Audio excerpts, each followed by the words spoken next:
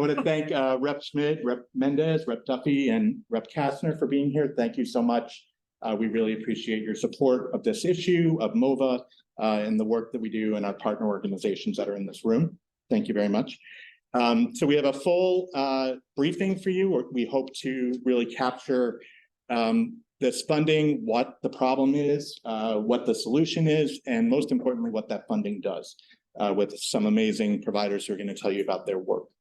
In a moment, I'm going to turn it over to Representative Decker, who's been an amazing leader and partner in this effort. And I can talk a little bit more specifically about the dollars, but we are in far better position now because of your leadership, Representative, and so many of your colleagues than we would be. And while we still have a ways to go, we really appreciate you keeping these services afloat, doing the amazing work that they do every day.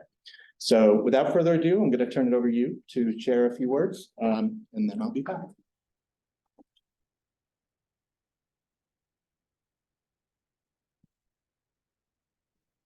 Good morning, everyone. Good morning. It's great to be here with so many of you who both provide important care and services to many people in our community and to many of my colleagues who are here and to the staff who are here representing their elected officials. You have a really important opportunity as legislative staff to go back and actually carry the message of why this work is important, why this advocacy work is important. As a former legislative aide, one of the most inspirational, I think, parts of my trajectory in my career was knowing I had the ability to work for two incredible state reps who gave me the opportunity to come to things like this and come back and advocate for things. So I know many of you work for incredible legislators, and you have an incredible role as staff in helping to shape the advocacy that they do.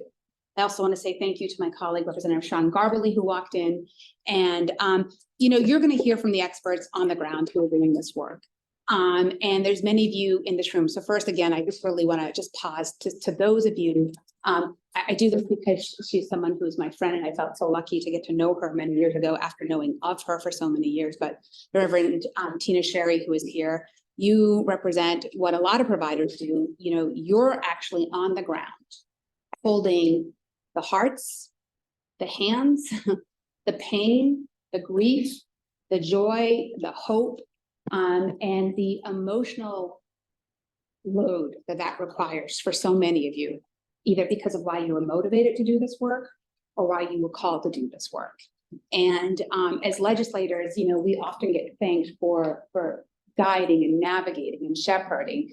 But the truth is, you are the ones who make it possible for us to feel good about our work, right? You are the partners, legal services, right? You make it possible for us to actually represent and advocate for the needs of our community so that you actually do the work. You do the work, right? And you tell us how to help you do that work. So I just always think it's so important just to say thank you, and to say to many of you, you know, I see you. And that just feels like something that we say a little too often without understanding the depth of that, but I do. I often think that I could never have been a direct care service worker due to my own trauma of growing up in poverty. But many of you do it anyway. And so I just want to say that it is a privilege to be able to be in a position as an elected official to carry the work and the advocacy that you need in order to carry the work and the healing of many of the people in our neighborhoods and communities. A couple of years ago, in the middle of the pandemic, Congress failed, and it is an epic failure that they actually allowed for the funding that MOVA and many of you rely on to not be renewed.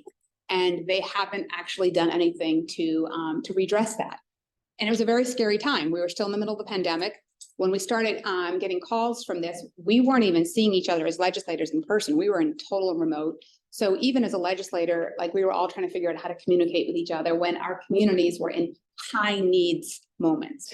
And we as legislators were in high needs moment, both as individuals, as family members, community members, and legislators. So to have begun this advocacy at that time when we were unsure also what revenue would look like in Massachusetts, it was very stressful. But we also knew that throughout the pandemic, we also saw that a lot of the work that many of you do on the ground, boy, was it becoming more and more obvious about the need was increasing for many of reasons. but also the access to those who needed the work was becoming more challenging and difficult. And so all I want to say is that I'm so grateful that I was in a position both with then Speaker DeLeo and then with Speaker Mariano, but consistently with Chair Mikowitz, who really understood it, who got it, and was trying to work with us to figure out how are we going to step up as a state and actually invest in where Congress once again failed.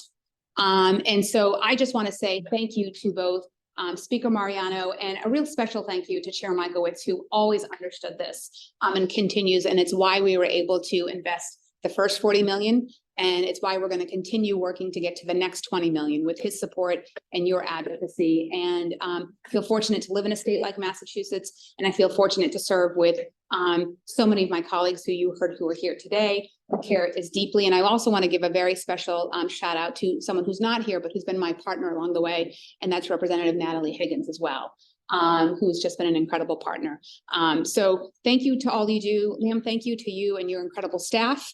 And I thank you to those who are going to really come up here and continue to remind us and educate us about what this money represents and what it means.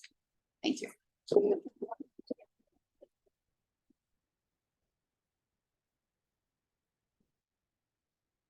Thank you, Representative. So we're going to take a moment today. I want to tell you a little bit about, for those that you don't know about MOVA, about VOCA, and explain kind of the ins and outs of this. Anytime we talk about survivors and victim assistance, we always recognize that we are in the room and have experienced, many of us who experienced violence are in the room, and that you should feel free to step out, take care of yourself as you need to. Jesse Aquino, our Director of Victim Services, is also happy to talk with anyone as this issue can bring up things for folks that maybe when we talk about roads and bridges, it's not as triggering, but this subject matter can be. So for those of you that don't know, MOVA is an independent state agency. We exist to support and empower crime victims and witnesses across Massachusetts. We're governed by the Victim and Witness Assistance Board. By statute, that is the Attorney General, A.G. Campbell, has been a wonderful new chair of our board, and we're so happy to work with her, and Ann Landry, who's here from our office. Thank you for being here, Ann. We have 2 district attorneys by statute. Those appointed currently are District Attorney Ballooney from Hamden and DA Morrissey from Norfolk County. We have 1 public member who is currently living in Wiesel, who's a attorney in Boston. And with the thanks to this legislature, we have gone from 1 survivor on the board to 3 survivors on the board. And I really thank the legislature.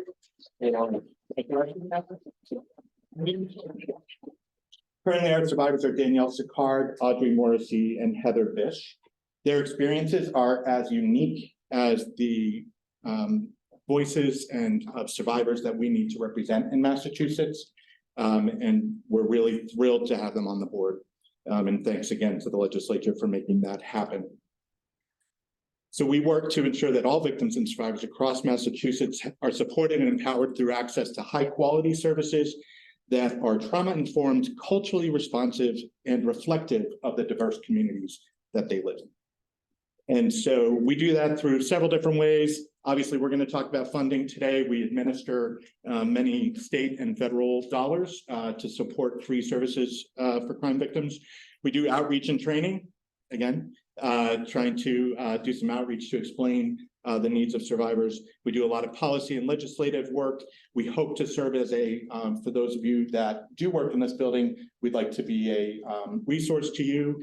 Any bill that you're talking about that talks about crime or violence or gun violence impacts survivors. And we are happy to do what we can to help inform you, but more importantly, we're happy to connect you with people who have lived experience that can help you see the impact those policy decisions have.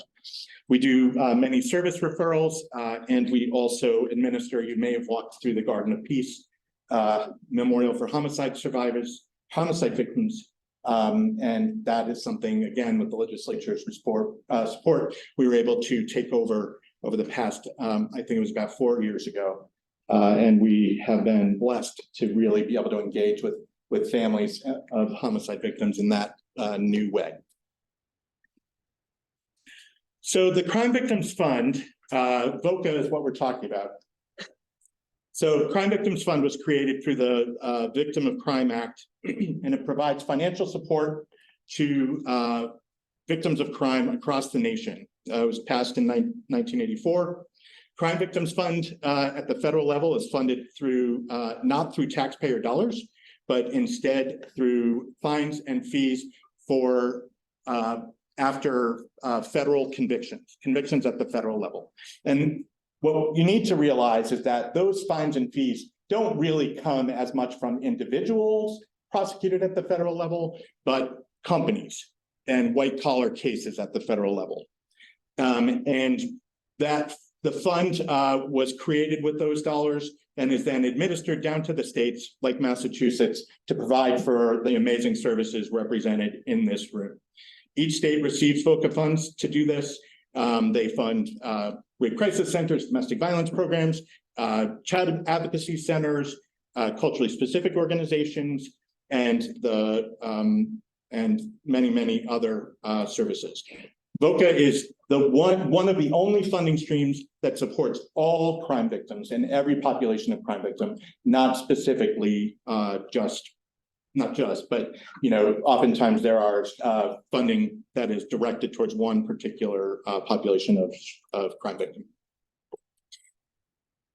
I apparently am accidentally hitting this while I talk.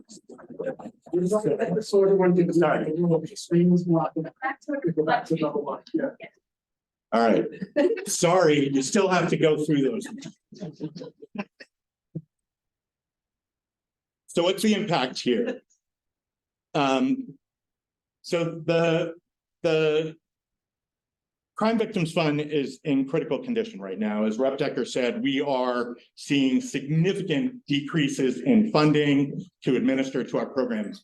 Up on the screen, you see that is our awards that we've received from the federal government, and you can see the great drop that we've had each year.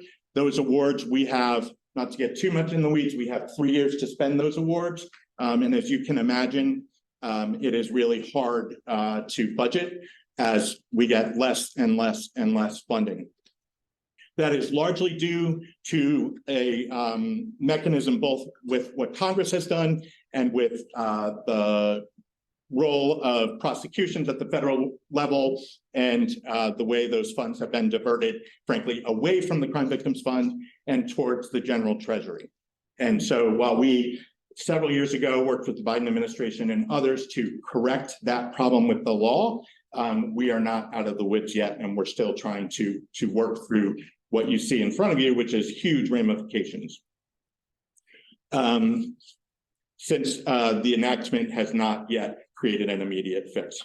The Federal Office for Victims of Crime has announced an estimated 40% reduction in federal VOCA cap in FY24, federal fiscal year 24.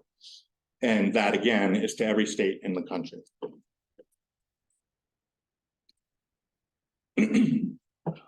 So just because we had less money didn't mean there were less survivors, right? So again, on the blue bars, you see the funding awards that we have by year, and that orange line are the reported survivors that were served by over 115 programs across Massachusetts. We know in COVID that those numbers spiked. We saw people in isolation. We know the long-term ramifications that was already exacerbating the impact of violence on their lives. And so our programs needed to bob and weave to figure out how to survive people in a virtual landscape.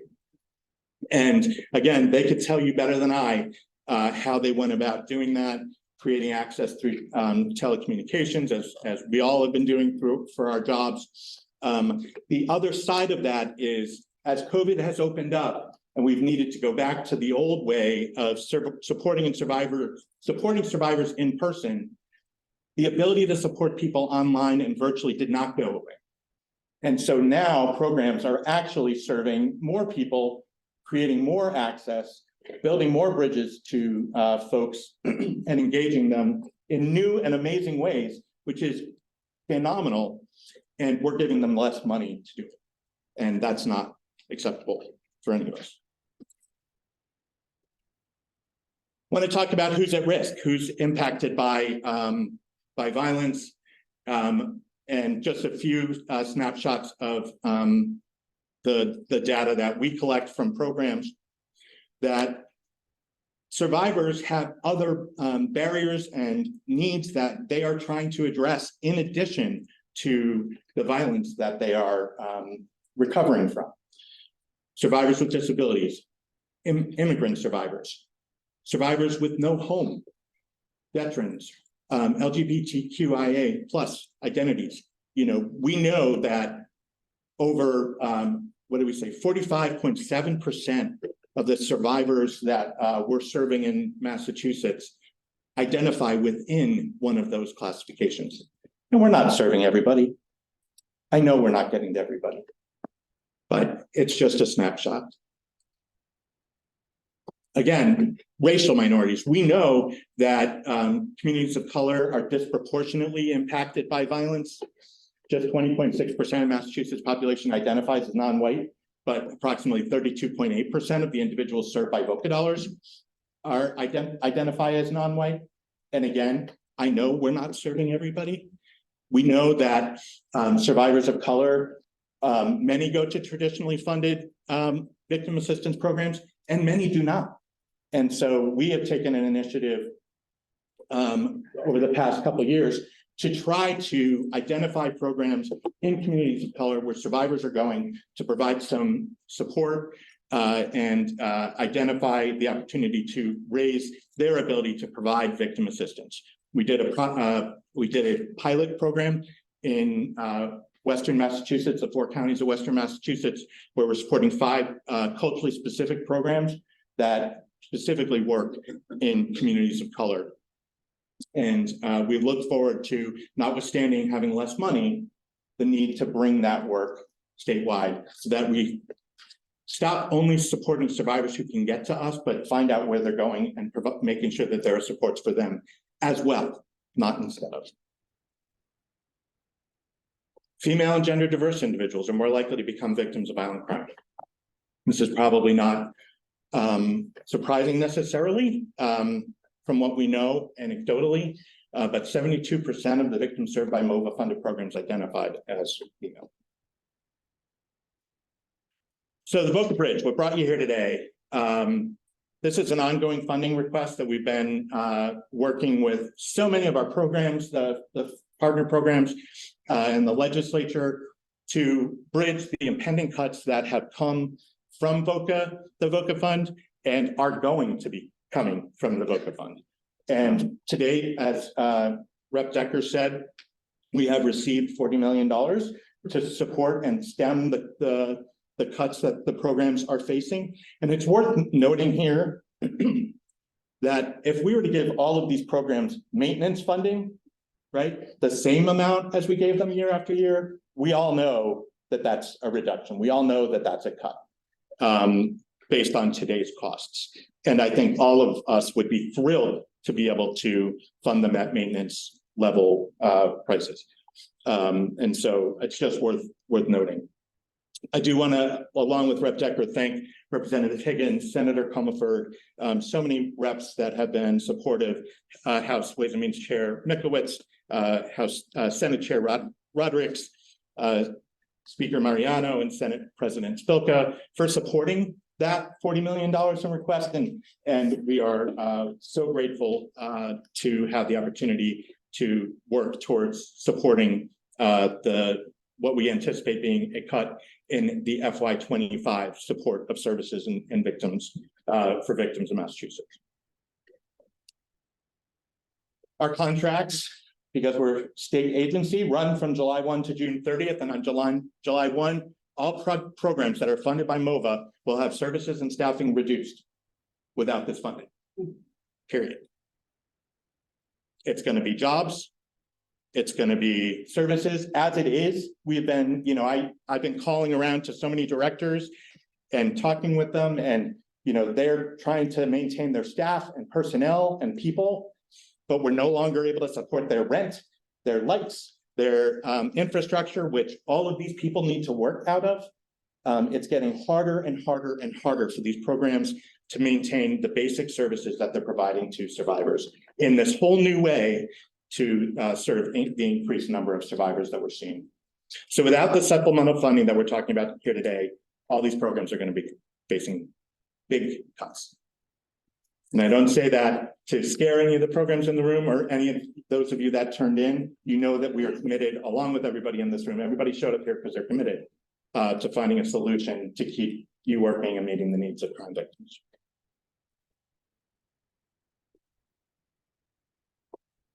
I also want to just say it's not unique here in Massachusetts. As I said, this is a national problem. We've listed up there all of the states that have done something about this national problem. The state governments are stepping up. We were at the beginning of doing that. Massachusetts has been at the beginning of victim rights generally, nationally. At this point, we're falling a little bit behind. And so we really want to keep the momentum going. But I feel very fortunate to be here and have the commitment that we have with the leaders that we have. So here's the call to action, and we have a hashtag. Support the VOCA Bridge to ensure sustainability of these services. And again, you're going to hear from people who can speak far better than I, bless you, about the important work that they're doing and how these cuts are going to impact them and their programs. If you have any questions, please feel free to reach out to me or anyone from the MOVA team. We're happy to talk you through it. If you work for a rep, happy to talk the rep through it and try to answer questions. In your packets, you'll find that we have separated up the services that are in by county and region, so reps can know which actual services in their region are going to be impacted. So for those of you who are staff, please bring those back and make sure if you didn't have a chance to grab one, that you have a chance to grab it before you leave. So with that, I think I'm going to turn it over to Nora Bent, who's going to moderate our panel. So Nora, if you want to start working your way up, and I think we'll invite our panel members up. Nora is the Executive Director of the Massachusetts Caucus of Women Legislators, a bipartisan, bicameral caucus in the Massachusetts State House. Sexual Violence Task Force, that is a subcommittee of the caucus, has been a great partner to MOVA and many of us in the room, keeping us apprised and trying to work through many of the issues facing survivors of sexual violence. And so thank you, Nora, for being here, and she'll introduce our panel. Thank you for coming. Thank you for all that you do. Really appreciate it. And turn it over to you.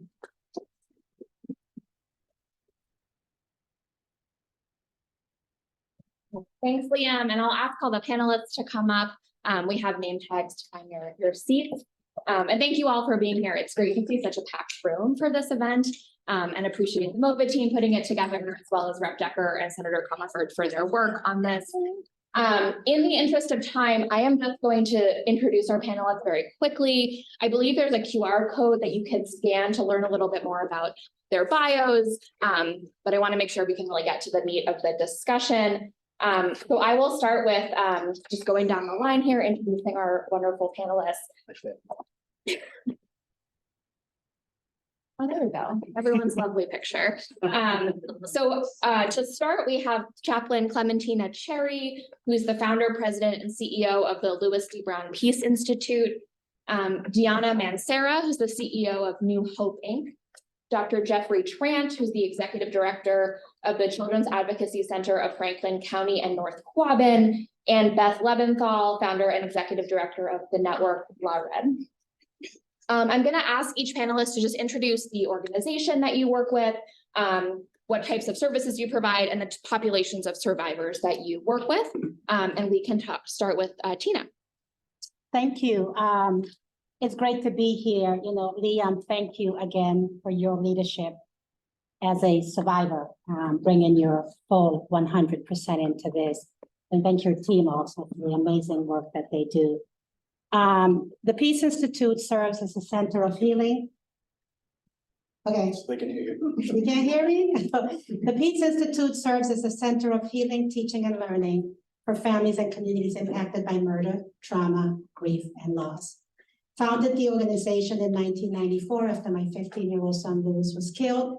There were really no resources to assist families in that initial 24 to 72 hours. I left the hospital empty-handed physically and within my soul. I wanted to give something back after the media found out that Louis was a good kid, he was an honor student, and the narrative changed about who he was. And so I really wanted to pay it forward, and I wanted to do for me what wasn't done for many families, especially families of color. It's to work with the city, to work with the state, to work with our hospitals, to really transform the way society responds to families of murdered victims. And so our work is really providing support in the first 24 to 72 hours and making sure that families can bury their loved ones with dignity and compassion.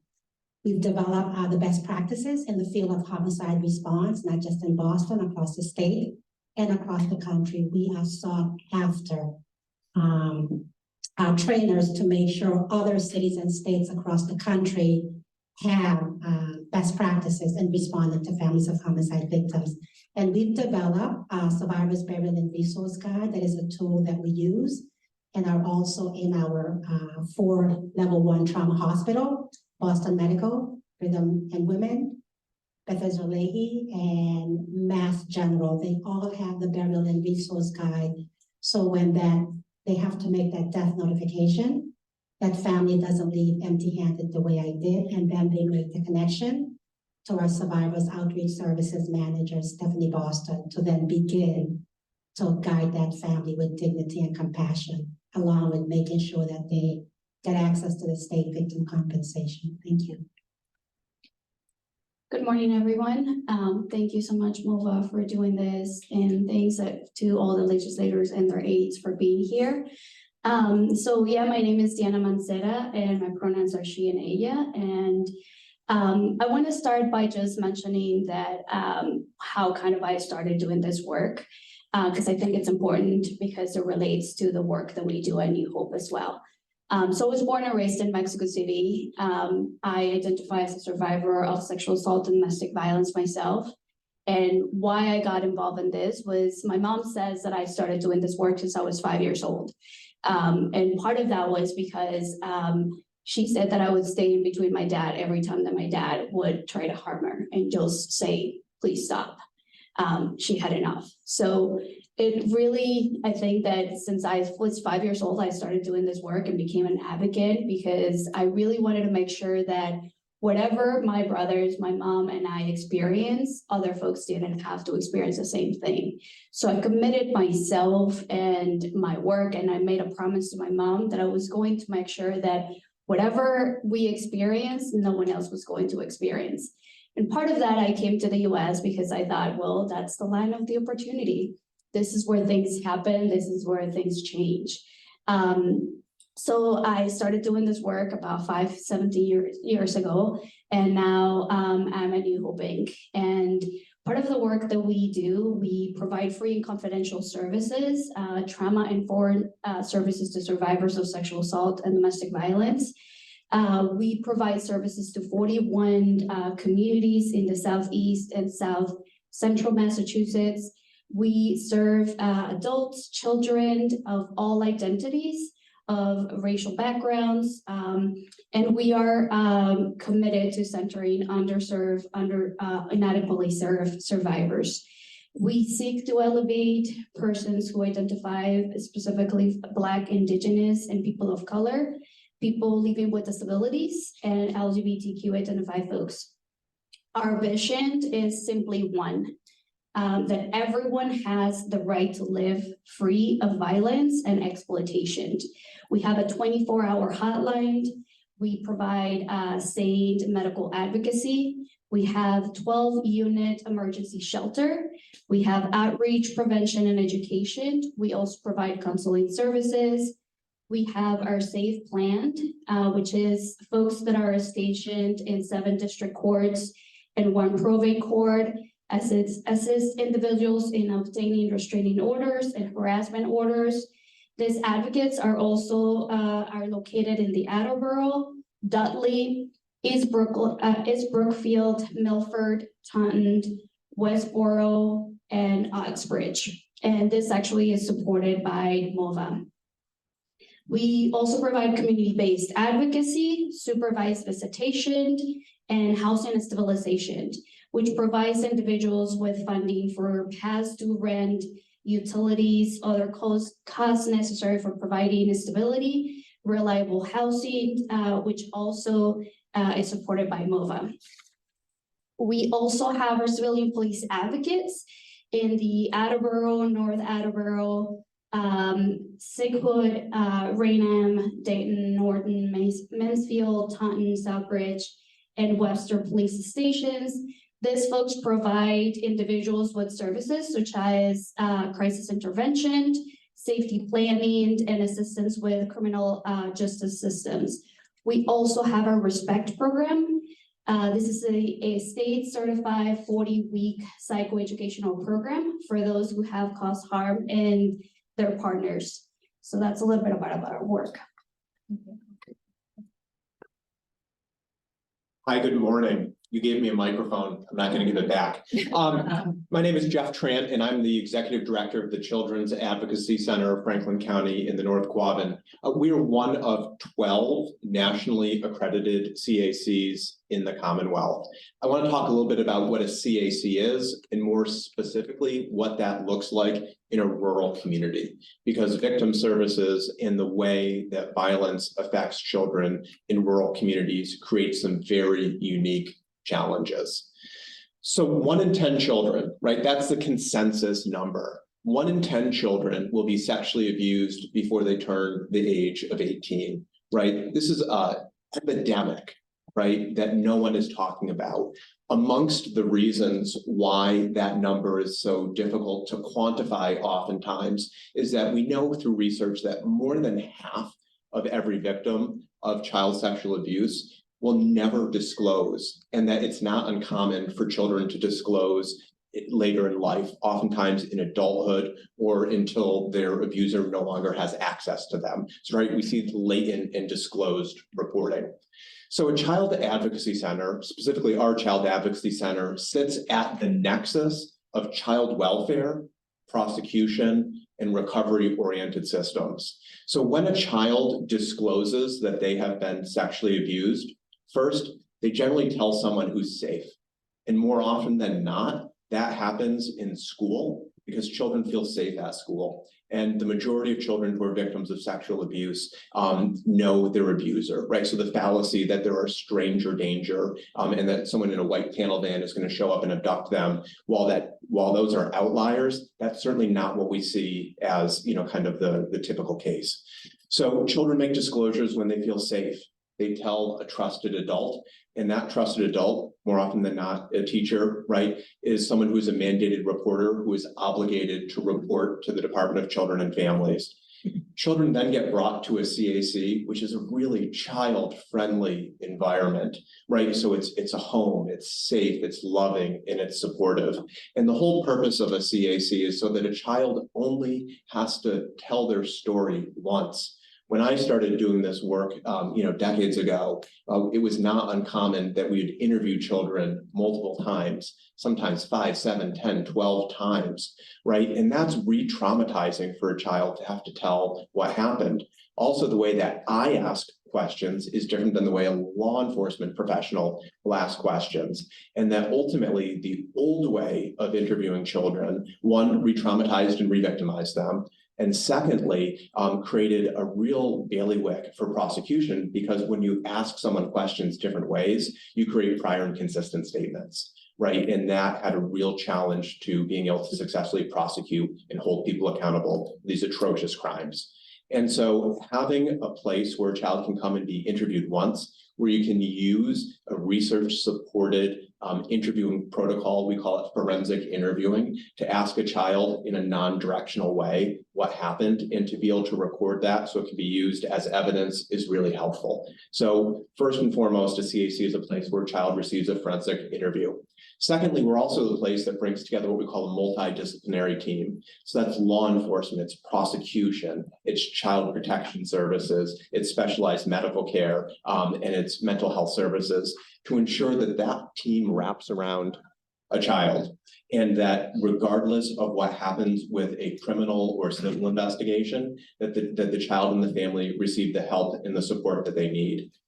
Next, we provide specialized medical care. And so through the Massachusetts Department of Public Health's Pediatric Sexual Assault Nurse Examiner Program, we call it PD SANE. We have a nurse practitioner who is board certified in PD SANE, who's actually able to provide that forensic medical examination on site.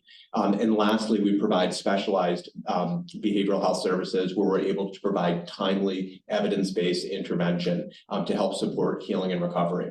So those four things are really critical. But one of the basic assumptions that we make about ACAC is that there are sufficient resources in the community to be able to link children and families to. And in a rural community like Franklin County, there's a real resource desert. Right? We talk about 100 square miles. We talk about a population of 75,000 people. Access to services looks different. And so for so many children, the wait list for services can be upwards of a year, year and a half, 2 years. It's unacceptable when you're experiencing a crisis to be told to come back next year and we'll see if we have someone who can help support you. And so the services that the CAC provides really help link those services to children so that they can help support and begin the healing process. Pleasure to be here. Hi, Beth Leventhal from the Network Flathead, and she, her, hers.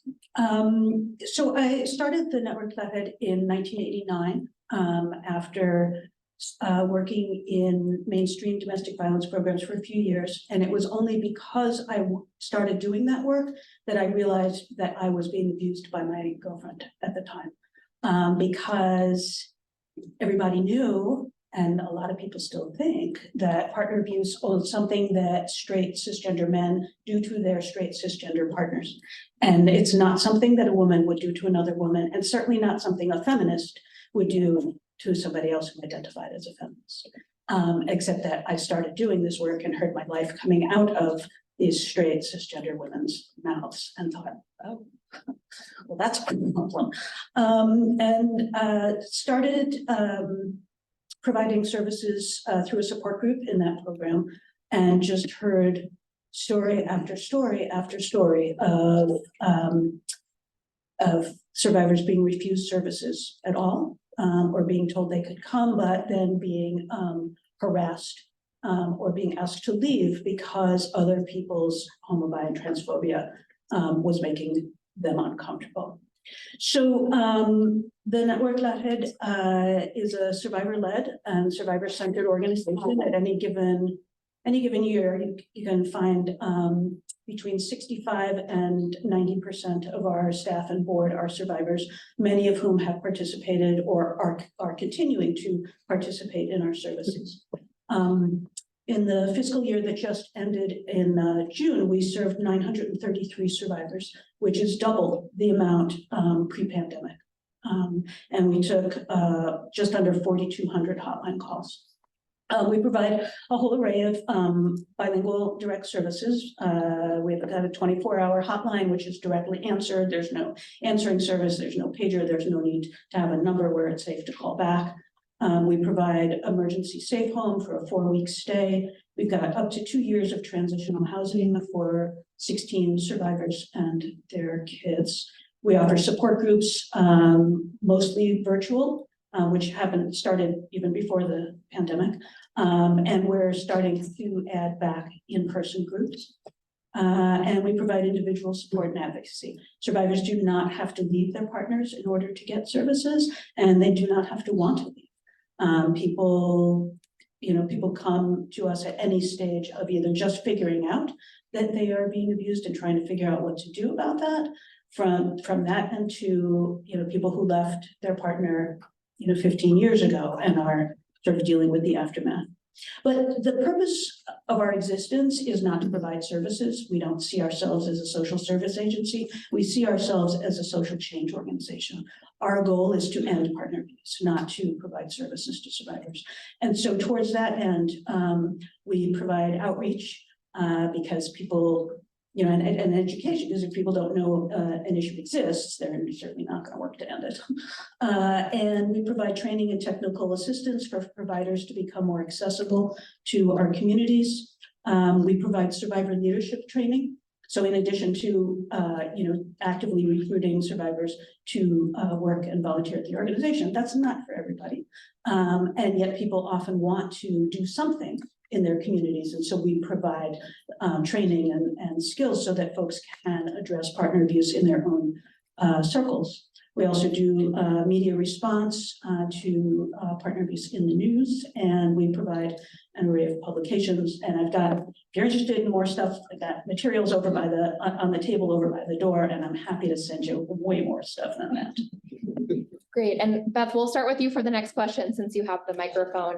Can you talk about how victim service programming through your organization supports survivors in the immediate aftermath of a crime and in their long-term process towards healing? And we'll ask the same question down the line. Sure. I imagine time is of the essence here, so I will try to talk. Well, not too long. But so we have got this 24-hour hotline, so anybody can call any time of day. And that means for a survivor who is currently with their abusive partner, if the only time that they can call is while that partner is out walking the dog, whenever that is, then that's when they can call. If there's somebody who's waking up from a nightmare that they've had, a flashback, an anniversary reminder of something that happened, 6 years ago, they can call when that happens. Somebody's going to answer that phone. We have, as I mentioned, emergency safe home for somebody who needs to leave really quickly. And we also have transitional housing so that somebody who is fleeing and has, no ability financially or in whatever way to sustain, we all know how much rent costs in Massachusetts, and how much food costs, and how much utilities cost, and how much everything costs. And that can be really financially daunting. And so we offer, again, up to 2 years of transitional housing, supported housing, so that folks can get back on their feet. Wow, there's got to be a less ableist way to say that. Folks can sort of reestablish themselves and move forward from what they've experienced. We also have support groups and individual support for, again, anybody in any stage of where they are with their experiences of abuse. And as I mentioned, we don't require that people leave in order to get services, and we don't require that people end their relationship in order to work or volunteer. So, because there's a lot of ways that people want support, and it doesn't all look like formal services. Sometimes it looks like giving back and being seen as a leader, and therefore feeling like a leader. And so we try to offer all of that. So I want to talk a little bit about the intergenerational transmission of trauma, right? And so for children who are victims of sexual abuse, far too often, right, they are growing up in households where there have been generation after generation of sexual abuse, right? Amongst the communities that we serve is the town of Athol, which is one of the most vulnerable communities, certainly in the Commonwealth and beyond. And so when we trace back within different generations, kind of the beginning of where sexual violence began, oftentimes we're going back 2, 3, 4 generations, and the way that children are being, are being socialized to sexual development. Oftentimes, there's an element of sexual abuse. So we're really focused on how do we help disrupt that. And far too often when we sit with a family, whether it's as part of a forensic interview when we're meeting with a parent, or when we're sitting with a family as part of an intake, one of the things that we hear is, wow, this wasn't available when it happened to me. Right. And that is such a considerable risk factor when we look at children who have a higher potentiality to be victimized, is their caretakers who are also victims and survivors as well. And so much of our interventions are really focused on providing timely supports, and that we really want to make sure that we can help not only that child, but that entire family begin their healing process, because we want to make sure that we can help get children back on a healthier trajectory, and to make sure that we aren't affecting second and third and fourth and fifth generations. So in so many ways, we're talking about longitudinal impact. And so often that's about how can we provide that timely service to that individual. And so CACs are much more nimble and flexible. We're really able to help assess and identify what that need is. And that one of the things that I oftentimes compare social services and behavioral health services more specifically to, so are there any lawyers in the room? Probably a bunch of lawyers, right? Not every lawyer practices every type of law, right? And that if you need a criminal attorney, you're not going to go talk to a real estate attorney. And far too often when we talk about behavioral health care, we have this monolithic view, right? Go find a therapist, first available, right? And the assumption is that anyone can do everything. And that's not true. We need to help people get matched with practitioners who specialize in working with complex trauma and working with the types of impact that these children and youth have, and to be able to then match them to the right interventions, because our goal isn't to help people stay in therapy forever. It's to be able to provide timely interventions that support healing, recovery, and help people move on with their life. That looks different for everyone. So just like we don't want to send people to the wrong type of lawyer, we don't want to provide people or send people to the wrong type of clinician or behavioral health practitioner. And so that sometimes takes navigation, right? Just like you wouldn't, go to the yellow pages to find an attorney around a very delicate issue. We need to help people navigate that. And in our community, in a very rural community, there aren't those types of providers. So we are the experts in the community. We're not only for the 120 children that we see each and every year for a forensic interview, are we trying to give them the right treatment and services, but we've also become the trauma experts in Franklin County. It's not enough. And so we really kind of fit and are really kind of bridging some real significant gaps that exist within the community.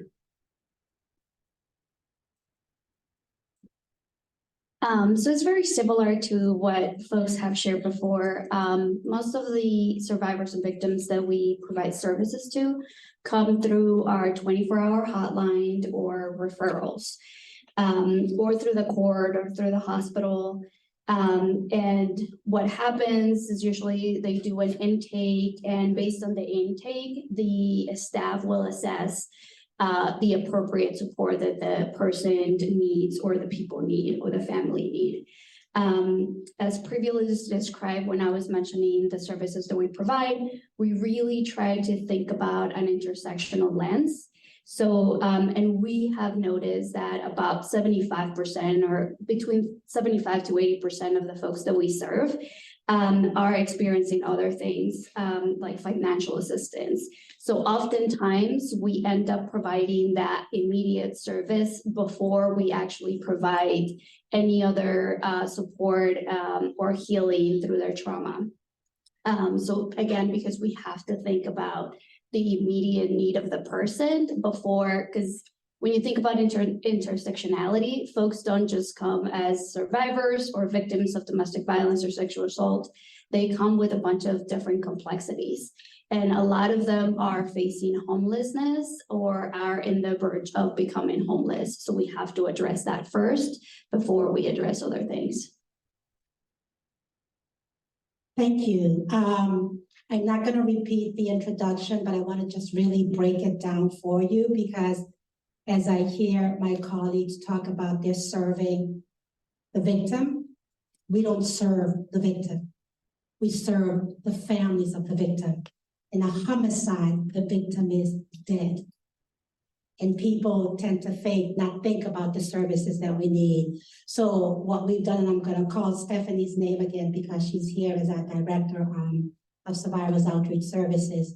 When a homicide happens, if they die on the street, that referral is made by the police department and the family resource officer. She makes the connection, they connect with her, working with the families and making sure that we reach out to them in that first 24 to 72 hours to do the work that needs to happen. If they go to the hospital and they die at the hospital, that's another response. And making sure that the violence intervention specialists at the hospitals, again, get permission from the family to make the connection to Stephanie. And again, the advocates reach out to the families first 24 to 72 hours. 99% of the time, that family connects to us before we connect to them because of the resources of other survivors letting them know. The other part that we don't talk about is when they're killed by the hands of police or police-involved shooting. All resources shut down for that family. And so our district attorney made sure that that family is connected to us so that they can be served with dignity and compassion according to the Massachusetts Victims Bill of Rights. So that's that 24 to 72. Then we have our healing and support services. Again, I won't go in because of sake of time, but we do Leadership Academy. We want to train survivors on who you guys are, what you guys are doing, so that we become better informed. We also make sure that they're engaged in policy. We also assist them in making sure that if they want to set up a scholarship fund, to really transform their pain and anger into power and action. And we also know we are called many times to come and take photo ops. We want to move away from that photo ops. We train survivors on how to advocate for policy that is sustainable to making sure the response to families impacted by murder there's an investment and that we're treated with dignity and compassion. So again, Stephanie's here. You can talk to her after that. Pace is here from our policy department. Just for the sake of time, I'll end there. Great, and we'll start with you for the next question. I've been tasked with sneaking in 2 more questions in the next 10 minutes, so appreciate quick responses. There's so much here, so I know that's hard to do. Can you all talk about the ways that this anticipated or potential cuts to funding will impact the unique communities you serve? Each organization here represents very different communities from one another. So can you talk about, specific to your organization, what the threat of these cuts looks like? Well, specific, I can't pay my staff. That's literally it. I can't pay my staff. And if I can't pay my staff, we can't serve. Homicides are still happening. This is not a Black issue. This is a human rights issue. So I want to make sure that, again, emphasizing that it will also impact and disproportionately communities of colors, Black, brown, Asian. And look at the room, not too many people look like me in this room. And so making sure that my staff is priority.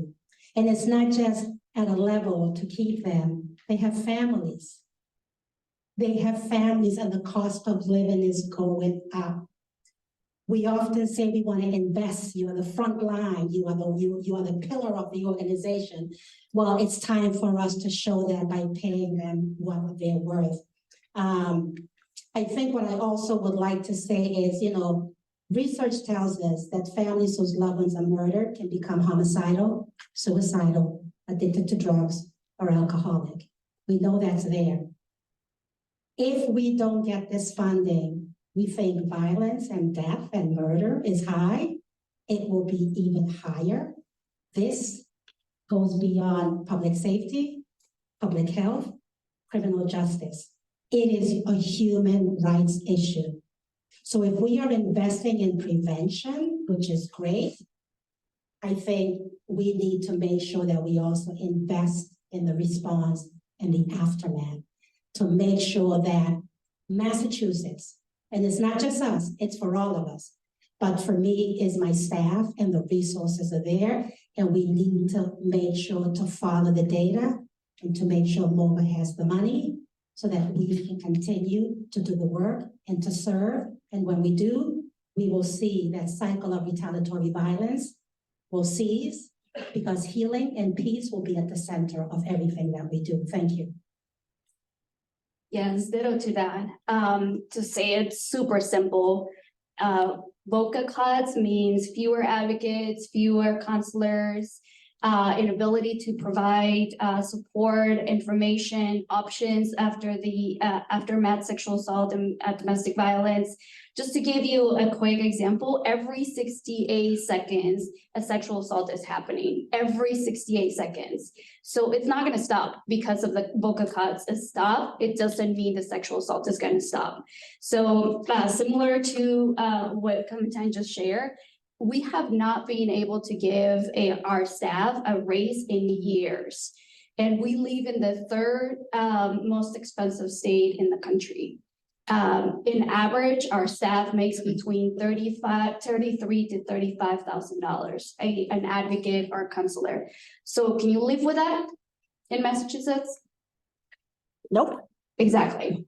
So if they can live with that, imagine what's gonna happen with VOCA cut if it continues. Our staff is going to leave, which annually is going to affect survivors of sexual and domestic violence.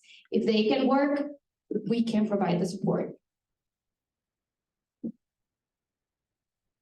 So I echo everyone's sentiments around cuts to staff, cuts to key infrastructure, our ability to operationalize our mission will all be drastically compromised.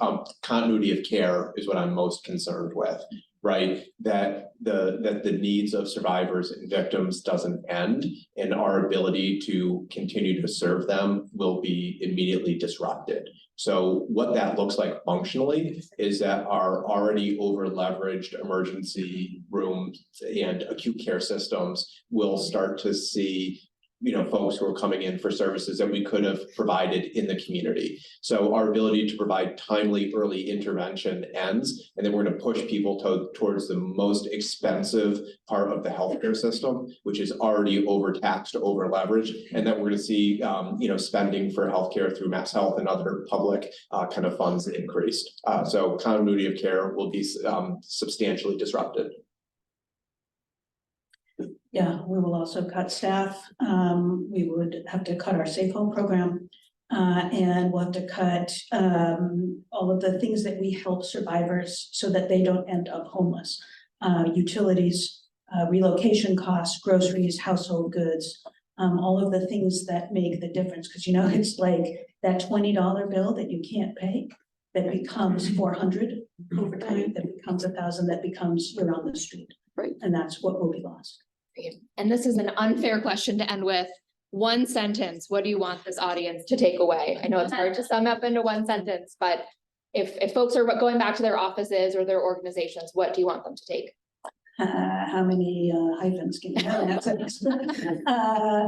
These are VOCA funds fund life-changing and life-saving services. They make an incredible difference, and without them, we're going to spend more as a state, because that's well documented.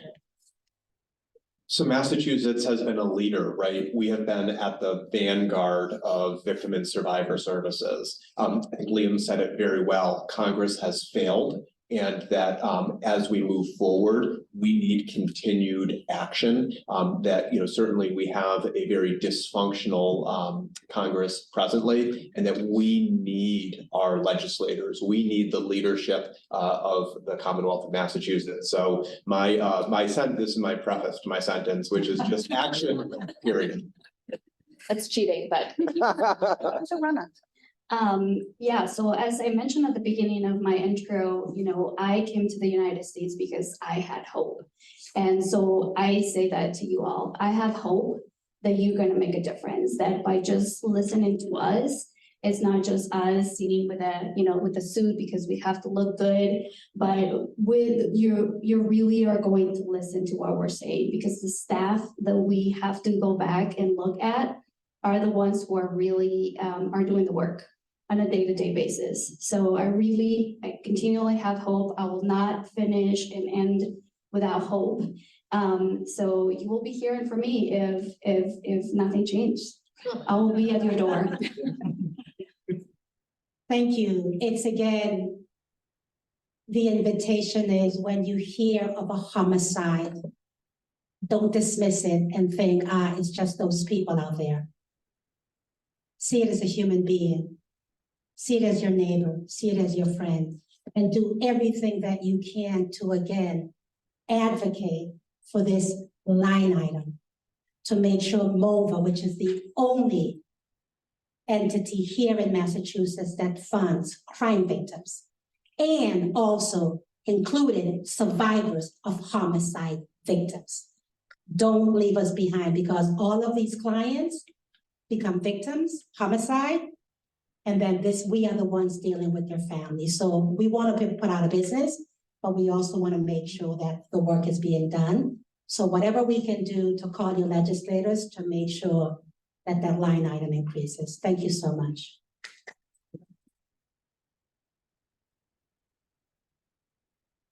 Thanks to all of our panelists. You all do incredible work, and the folks that you work with. It's great to have you uplift that work and share it with everyone. And thanks for distilling a lot of information in just a few minutes. I'm going to turn it back over to Steph McCarthy from MOVA to close us out and give us our to-dos. Wants to stay, you want to go? Thanks. Okay, all I'm right. going to be very brief. I know that we're on a time crunch right now. Thank you, everybody, for coming to the programs, the providers in the room, the legislators, the legislative staff. We're welcomed by Rep. Higgins. Thank you for coming. Rep. Higgins has been a fantastic advocate for the VOCA Bridge. In closing today, we just wanted to share the resources that we have available to help you in your advocacy, should you wish or have the ability to do so. For the folks who have been helping us for the last 2 years, we are reintroducing our digital toolkit. So the QR code on the screen, you can scan it, we'll leave that up, and that has a whole bunch of resources, including the fact sheets that you received as you walked in. It includes county-specific information so that legislators understand this impacts every single city and town in Massachusetts, and we want to make sure that they have the information that they need to act. So if there's any legislative staff in the room and you didn't receive a folder for your legislator, please find us up front and we will make sure to give you that. So thank you again. If you have any questions, our contact information is on this screen. Isabel Alera and Georgia Aguilar are my fellow teammates on the policy team at MOVA, and we are fully committed to getting this done this year. So please let us know if you have any questions. Thank you.